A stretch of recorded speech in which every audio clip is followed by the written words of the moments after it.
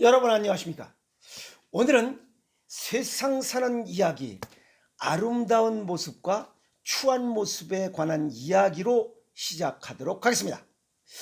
자전거를 타다 보면 멋있는 또 아름다운 모습이 있는가 하면 아주 추하고 추잡스러운 이런 모습들이 비교됩니다.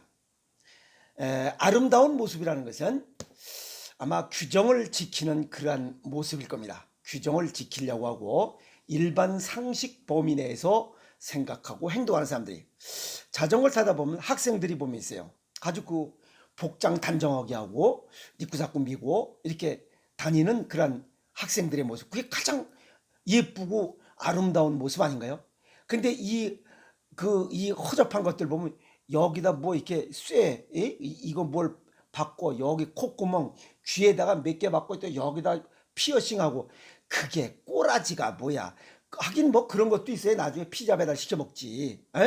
그래서 그 아주 원래 그 지켜야 할 복장, 아름다운 그 모습이 바로 규정을 지키는 것 같아요. 또 자전거 타다 보면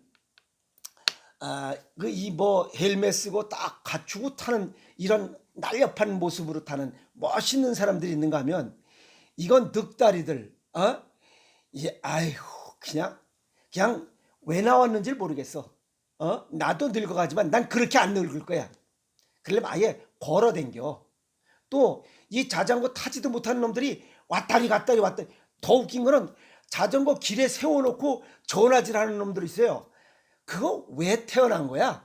그런 놈은 전화기 좀 팔지 마. 그런 새끼들한테는.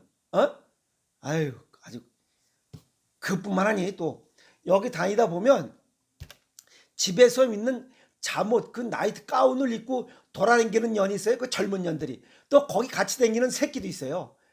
년 놈이지. 아주 꼬라지가 웃기지도 않아. 그런 년 놈들은 내가 볼 때 연봉 600도 안 될 것 같아. 연봉 600. 복장이라는 게 실내복, 실외복, 잠옷, 외출복, 정장, 운동복 다 구분돼 있어. 그런 구분돼 있는 것조차도 대가리 속에 들어간 게 없으니 밖에 나오는데 잠옷을 입고 나오는 년놈들이 있어. 아이고, 꼬라지가 젖었어요. 젖었어. 허접한 년들이지. 또 에어로빅복 입고서 버스 타고 다니는 년들. 그 년들도 내가 볼 때는 아마 연봉 600도 못 벌 거야. 아이고, 돈 벌어서 옷 좀 사 입고 다녀. 어이? 또 그런 것들은 돈도 안 벌려. 그런 것들은 생각 자체가 허접한 것들은. 아유. 그래서 아름다운 모습은 학생은 학생답게, 주부는 주부답게, 일반인은 일반인답게 멋있게 일반 상식 범위 내에서 생각하고 행동하는 이런 것들이 바로 아름다운 모습이 아닌가, 이렇게 생각을 해봅니다. 오늘 굉장히 좋은 얘기로 시작한 거 아닌가요? 근데 오늘 웃으면 안 되는 때 웃음이 나오는 얘기가 또 있습니다. 어떤 여자분과 남자분이 또 다른 곳에서 질문을 해왔습니다. 그 뭐냐? 선생님, 항문이 간질간질한데 그걸 어떻게 하나요? 간질간질하면 긁어야지. 긁어도 간지러운데 빡빡 긁어야지. 답이 그거밖에 더 있어요? 가려면 긁는 게 답이지. 그걸 안 긁고 참고 그러면 되겠어요? 팍팍 긁어라, 이게 답이. 그래서 낮에보다 밤이 되면 항문이 더 간질간질합니다. 그리고 술을 먹으면 더 간질간질해지는데 이건 왜 그런가요? 하는 질문 내용입니다. 오늘 왜 항문이, 우리말로 그냥 하겠습니다. 똥꼬가 왜 간질간질한지 그 이야기를 하도록 하겠습니다. 항문 주변은, 똥꼬 주변은 신경과 혈관이 많이 분포되어 있습니다. 그래서 이런 곳이 가렵고 화끈한 것을 갖다가 우리는 항문 소양증이라고 해요. 똥꼬 소양증이라는 것은 한자로 보면 긁을 소자에 가려울 양자입니다. 아시겠어요? 긁어야 되고 가렵고 그 다음에 이런 병증이 나타나요. 이걸 갖다 항문 소양증이라고 해요. 또 음부가 가려우면 음부 소양증, 그 소양증은 가려운 증세를 이야기하는 겁니다. 그런데 서양의학적으로 보면 가만히 있어도 가렵고 화장지로 닦아도 가렵고 항문이 뭐 땀 등으로 뜨거워졌을 때 뭐 겨울에 궁뎅이 뜨뜻하라고 뭐 스티로폼을 깔고 있다가 여름에 그렇지. 예. 여기 이런 거 이거 아주 이게 그 등산 갈 때 깔판인데 요 방석 밑에다 깔고 있으면 아주 궁뎅장에 뜨뜻해서 겨울에 치질 예방하는데 아주 왔다십니다. 근데 이거를 여름에도 계속 깔고 있으면 이 똥구멍 주변에 땀이 차고 거기에 세균이 번식하기 쉬워서 이게 소양증이 생길 수도 있다, 이렇게 얘기를 하고 있습니다. 특히 밤에 잠자리에 들었을 때 몸이 따뜻해진 경우도 그럴 수 있다라고 얘기를 하고 있습니다. 왜 그러냐면 밤에 저체온증으로 변환되는데 밖은 따뜻한 이런 조건이 되다 보면 이 한열 왕래, 이 체온이 이걸 빨리 적응하지 못해서 이러한 경우가 발생할 수 있습니다.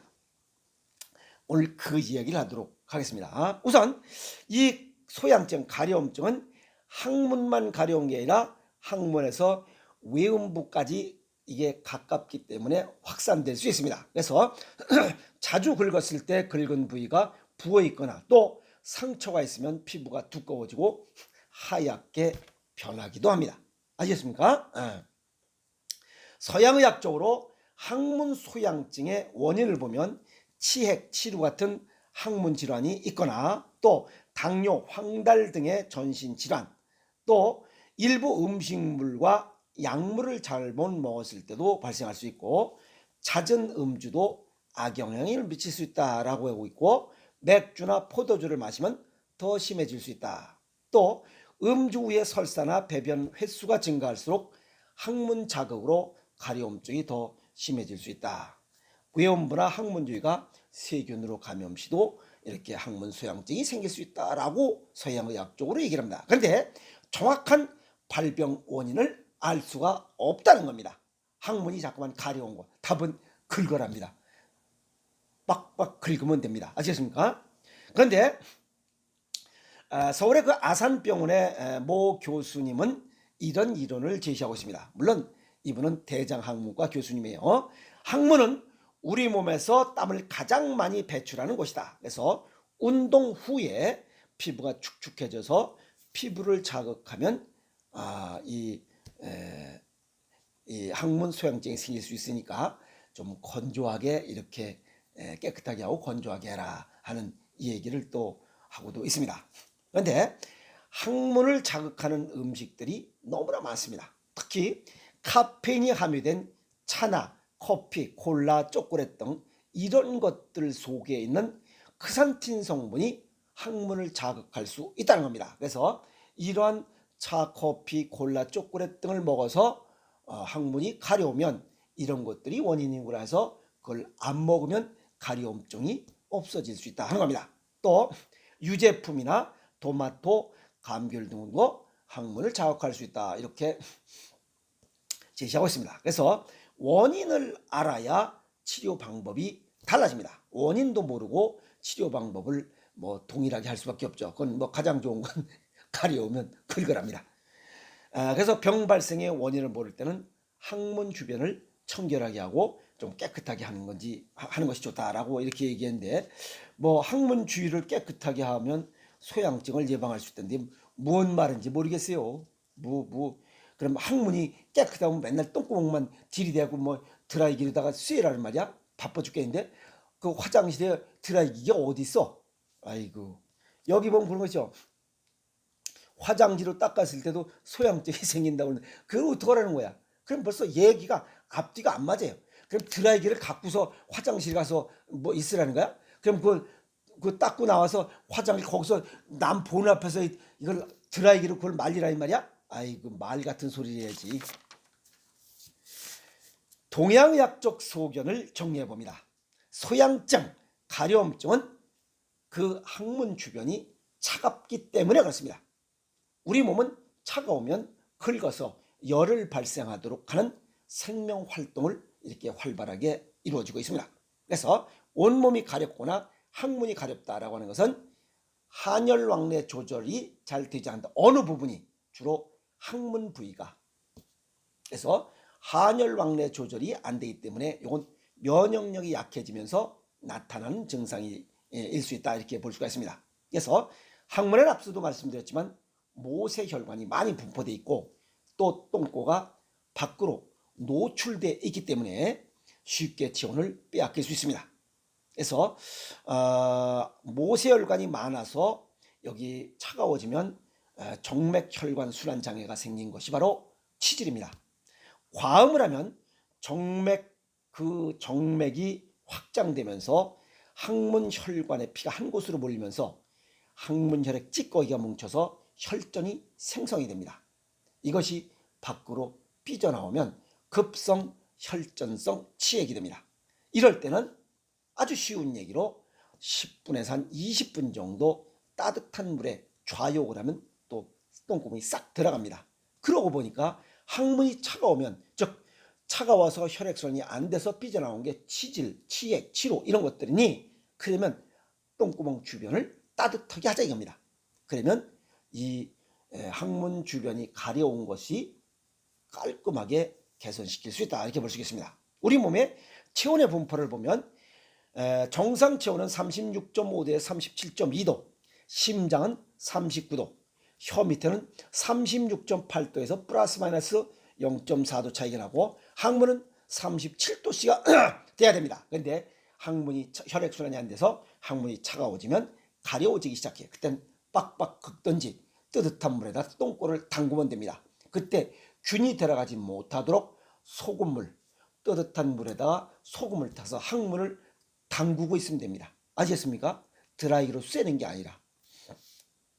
자, 아까도 말씀드렸지만 항문 내부가 차가워지고 밖은 덥고, 그래서 온도 조절이 원활하게 되지 않을 때 이 체온을 올리는 생명활동이 바로 항문의 소양증입니다. 그래서 똥꼬를 긁으면 또 이런 가려움증이 딱 없어질 수 있습니다. 그래서 예를 들어서 우리가 그 추우면 이렇게 두드레기가 돋고 막 추우면 막 가려워지는 이런 것들이 전부 다 체온을 올리려는 생명활동입니다. 또 간에서 노폐물 과다 누적 시에도 소양증이 생깁니다. 왜? 혈액순환이 잘 안 되는 거죠.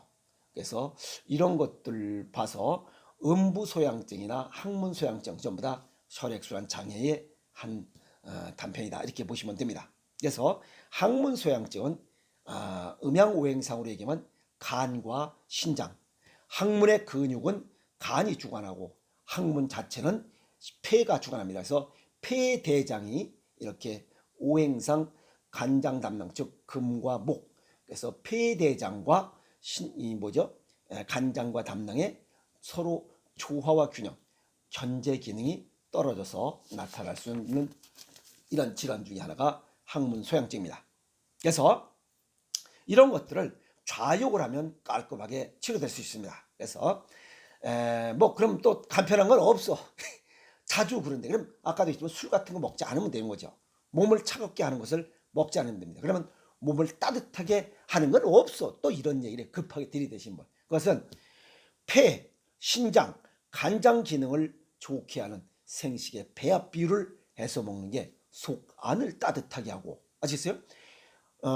음식의 맛으로 따지면 매운맛과 짠맛, 신맛의 음식을 적절하게 배합 비율을 맞춰 먹는다면 항문이 가려운 항문 소양증은 간단하게 해소시킬 수 있습니다.